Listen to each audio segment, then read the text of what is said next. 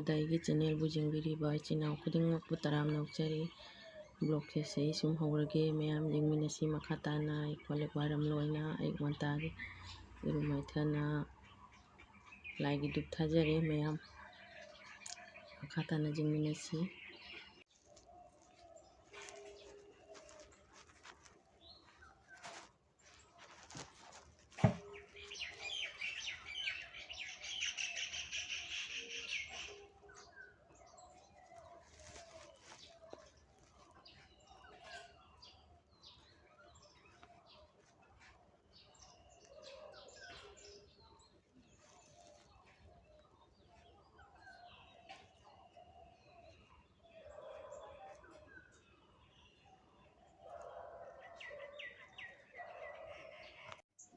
ꯍꯧꯖꯤꯛ ꯕ꯭ꯔꯦꯛꯐꯥꯁ ꯇꯧꯒꯦ ꯇꯧꯔꯤ ꯇꯟ ꯊꯤꯠꯂꯦ ꯁꯤꯒ ꯑꯇꯥ ꯈꯔ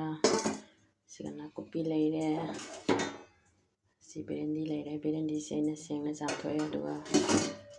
ꯂꯧꯈꯠꯂꯒ ꯃꯆꯨꯝ ꯇꯥꯍꯜꯂꯒ ꯇꯪꯈꯥꯏ ꯇꯪꯈꯥꯏ ꯈꯥꯏꯗꯣꯛꯑꯦ ꯃꯆꯤꯟ ꯑꯗꯨꯒ ꯁꯣꯝꯗ ꯈꯥꯡ ꯁꯥꯔꯦ ꯃꯌꯥꯝ ꯑꯩ ꯍꯧꯖꯤꯛ ꯕꯦꯔꯦꯟꯗꯤꯁꯦ ꯀꯪꯅ ꯉꯧꯖꯔꯛꯀꯦ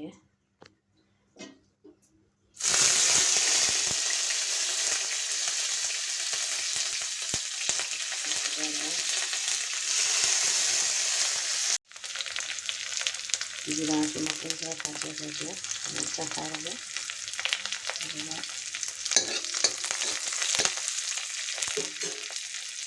ꯕꯦꯔꯦꯟꯗꯤꯁꯦ ꯍꯥꯞꯆꯤꯜꯂꯒꯦ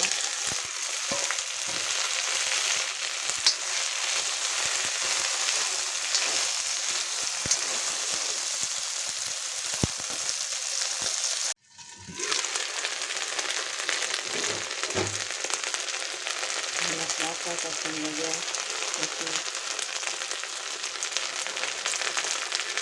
जाता लगे थे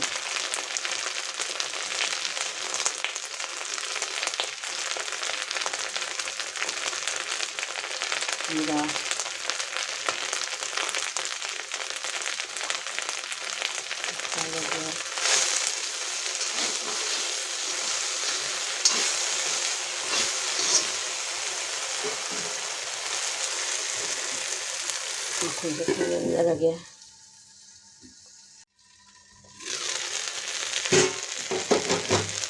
आलू से खा खड़ा जाए आलू से छोड़ेगा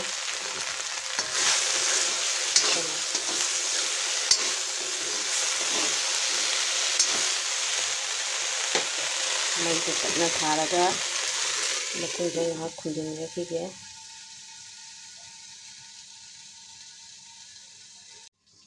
टन हमारी सब्जी कन जमा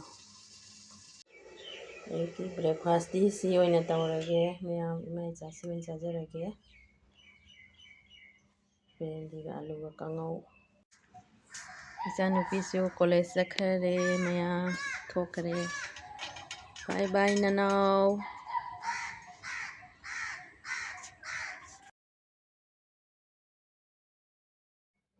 ꯌꯣꯡꯆꯥꯛꯁꯦ ꯉꯔꯥꯡ ꯂꯧꯔꯛꯄꯅꯤ ꯃꯌꯥꯝꯗꯣ ꯉꯁꯤꯗꯤ ꯑꯩ ꯈꯔ ꯈꯦꯠꯂꯒ ꯐꯧꯗꯣꯛꯆꯒꯦ ꯑꯇꯦꯜ ꯃꯔꯥꯛꯁꯦ ꯆꯞꯄꯤ ꯑꯗꯨꯒ ꯇꯦꯟꯁꯨ ꯇꯦꯜꯂꯤ ꯁꯥꯡꯗꯦ ꯃꯌꯥꯝ ꯍꯥꯎꯒꯅꯤ ꯍꯥꯎꯔꯣꯏ ꯀꯣꯃꯦꯟꯗ ꯍꯥꯏꯕꯤꯔꯝꯃꯨꯀꯣ ꯑꯩ ꯈꯦꯠꯂꯒ ꯈꯔ ꯑꯩꯅ ꯂꯤꯔꯒ ꯊꯝꯒꯦ ꯅꯨꯡꯁꯥꯗ ꯐꯧꯗꯣꯛꯑꯒ ꯌꯣꯡꯆꯥꯛꯁꯦ ꯑꯁꯤꯉꯩ ꯈꯦꯠꯂꯦ ꯃꯌꯥꯝ ꯑꯁꯤ ꯐꯧꯗꯣꯛꯆꯒꯦ ꯑꯩꯅ ꯍꯥꯏꯐꯦꯠ ꯐꯨꯠꯂꯒꯀꯣ ꯑꯗꯨꯒ ꯐꯧꯗꯣꯛꯀꯦ ꯁꯤ ꯃꯀꯨ ꯃꯌꯥꯝꯁꯦ ꯌꯦꯡꯉꯨ ꯁꯤꯅ ꯈꯦꯠꯇꯕꯗꯣ ꯂꯩꯔꯦ ꯑꯁꯤꯅ ꯈꯦꯠꯄꯗꯣ ꯃꯈꯥ ꯇꯥꯅ ꯌꯦꯡꯃꯤꯟꯅꯁꯤ ꯏꯆꯤꯟꯅꯥꯎꯁꯤꯡ ꯍꯥꯏ ꯃꯌꯥꯝ ꯑꯩ ꯉꯁꯤ ꯂꯥꯟꯁꯇ ꯊꯣꯡꯉꯛꯀꯗꯕ ꯍꯤꯟꯖꯥꯡ ꯃꯊꯦꯜꯁꯤꯒ ꯂꯩꯔꯦ ꯌꯣꯡꯆꯥꯛꯁꯤꯒ ꯑꯂꯨꯒ ꯍꯋꯥꯏ ꯃꯨꯕꯤꯁꯤꯒ ꯏꯔꯣꯜꯂꯒꯦ ꯈꯖꯤꯡꯁꯤꯅꯅꯦ ꯅꯥꯀꯨꯞꯄꯤꯁꯤꯒ ꯀꯥꯡꯉꯧ ꯉꯧꯔꯒꯦ ꯃꯌꯥꯝ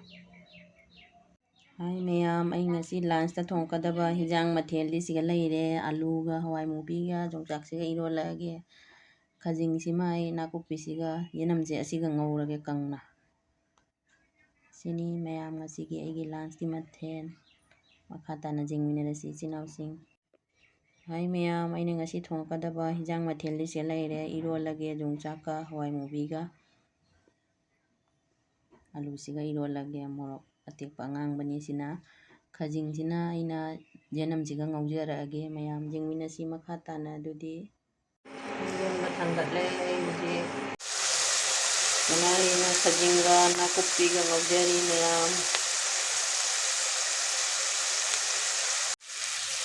ꯃꯔꯣꯛ ꯊꯨꯝ ꯍꯥꯞꯆꯤꯜꯂꯦ ꯊꯨꯝꯅ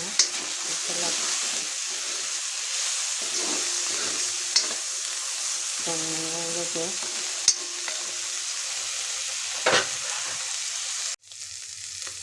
ꯉꯧꯕꯁꯤꯁꯨ ꯂꯣꯏꯔꯦ ꯃꯌꯥꯝ ꯑꯩ ꯃꯨꯊꯠꯂꯒꯦ ꯑꯗꯨꯗꯤ ꯃꯌꯥꯝ ꯑꯩꯅ ꯊꯣꯡꯕ ꯆꯥꯛ ꯏꯟꯁꯥꯡ ꯂꯣꯏꯔꯦ ꯑꯁꯤꯒ ꯈꯥꯖꯤꯡꯒ ꯅꯥꯀꯨꯞꯄꯤꯒ ꯉꯧꯕ ꯂꯩꯔꯦ ꯌꯣꯡꯆꯥꯛꯀ ꯍꯋꯥꯏ ꯃꯨꯕꯤꯒ ꯑꯂꯨꯒ ꯏꯔꯣꯟꯕ ꯑꯃ ꯂꯩꯔꯦ ꯒꯥꯖꯔ ꯑꯉꯥꯟꯕ ꯂꯩꯔꯦ ꯃꯊꯦꯜꯗꯤ ꯑꯆꯝꯕꯅꯤ ꯃꯌꯥꯝ ꯑꯗꯣ ꯆꯥꯕꯗꯤ ꯎꯠꯆꯔꯔꯣꯏꯒꯦ ꯃꯌꯥꯝ ꯄꯨꯝꯅꯃꯛ ꯑꯩꯒꯤ ꯚꯤꯗꯤꯑꯣꯁꯤꯕꯨ ꯂꯥꯏꯛ ꯁꯤꯌꯔ ꯁꯕꯁꯀ꯭ꯔꯥꯏꯕ ꯇꯧꯕꯤꯔꯝꯃꯨ ꯃꯌꯥꯝ ꯊꯦꯡꯛ ꯌꯨ ꯉꯁꯤꯒꯤ ꯑꯣꯏꯅꯗꯤ ꯕꯥꯏ ꯕꯥꯏ ꯃꯊꯪꯒꯤ ꯚꯤꯗꯤꯑꯣꯗ ꯑꯃꯨꯛ ꯎꯅꯔꯁꯤ ꯏꯆꯤꯜ ꯏꯅꯥꯎꯁꯤꯡ